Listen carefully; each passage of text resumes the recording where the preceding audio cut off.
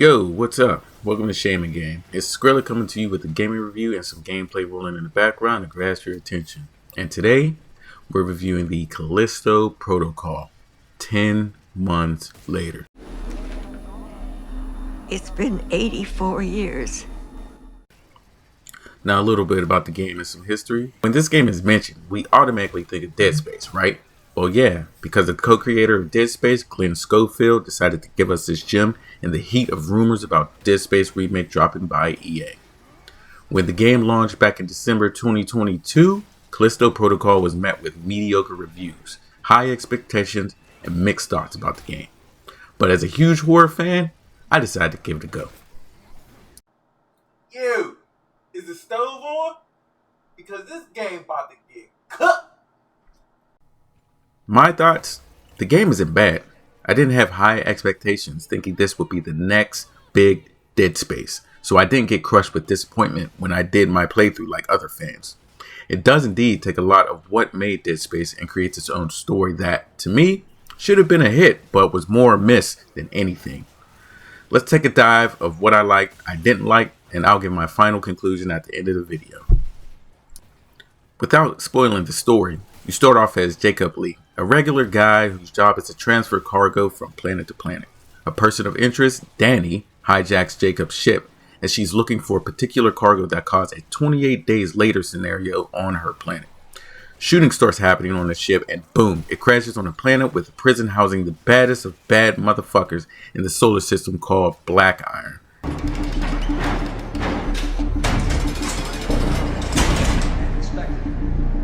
What are you doing?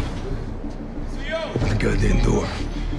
Introduced to these new alien type zombies that have infected these prisoners, Jacob must try to find his way out of this prison and off this damn planet.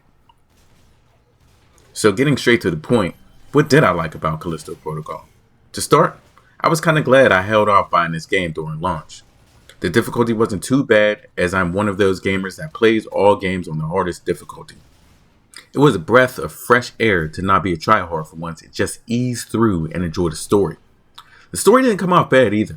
I thought it was your typical 80s and 90s type alien scripts that you would watch back then. I somewhat enjoyed it.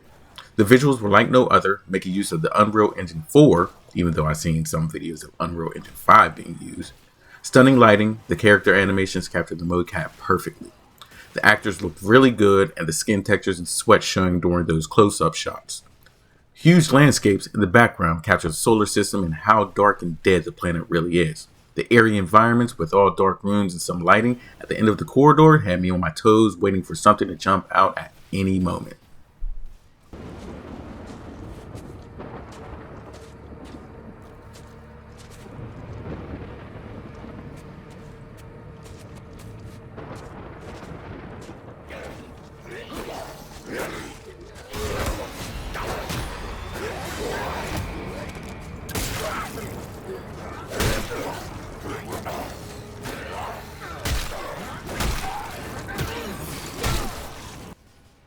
Here's what I didn't like much about the game. So the mechanics weren't too much of a thrill. The game is more melee than making use of the guns that are introduced to you. You find yourself fighting a creature, then maybe shooting it once or twice. But you also have kinetic powers that you can toss these creatures into spike traps laid across the environment as you did in Dead Space. Melee is simple. You wait for them to attack, sway, then hit them with your trusty futuristic LAPD baton.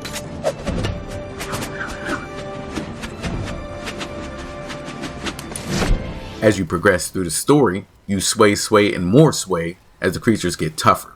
But the guns, I found myself using Magnum and Shotgun to fend off a large group of them with little to no upgrading. Nothing special, but they have a chance of canceling attacks when using the given guns. Some of the weapons do change the look when upgrading, which I love in games, but here it is not enough, and if you upgrade the weapon far enough, you get some secondary shooting styles for some guns. Ammo is very limited as well. You don't really find ammo or even other items in boxes or chests laying around other than parts to sell, which can fill up your inventory quickly. You actually loot the bodies of the creature you kill to get credits, health, and ammo. So you're making sure you kill everything in sight to re-up on ammo. There were times where I found myself discarding some ammo just because I had to hold some sellable items for credits just to upgrade my suit and weapons. Not leaving the subject of large groups of enemies behind, usually the game will try to have you fight one creature at a time.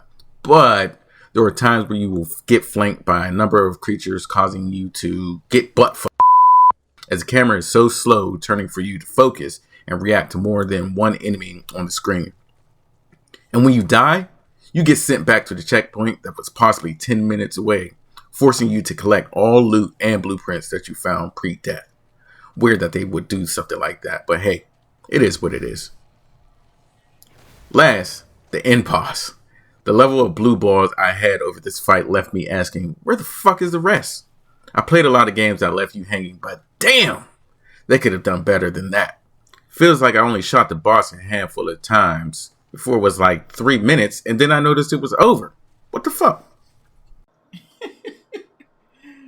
Hey, Skrilla, find that scene with Cell and Gohan where Gohan was like, "Is that all you got?"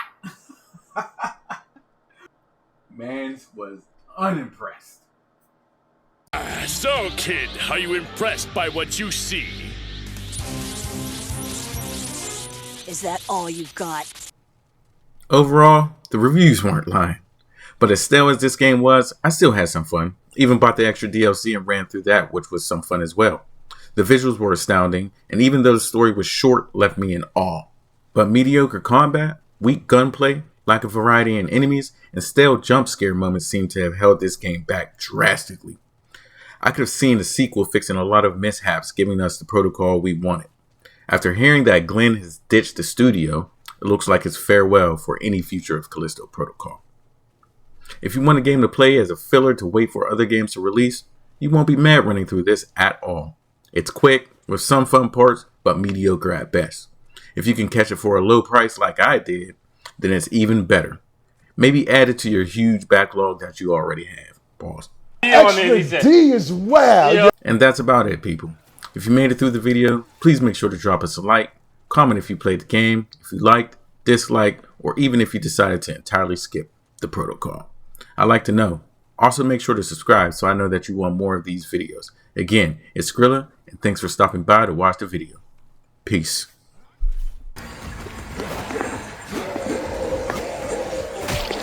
Oh.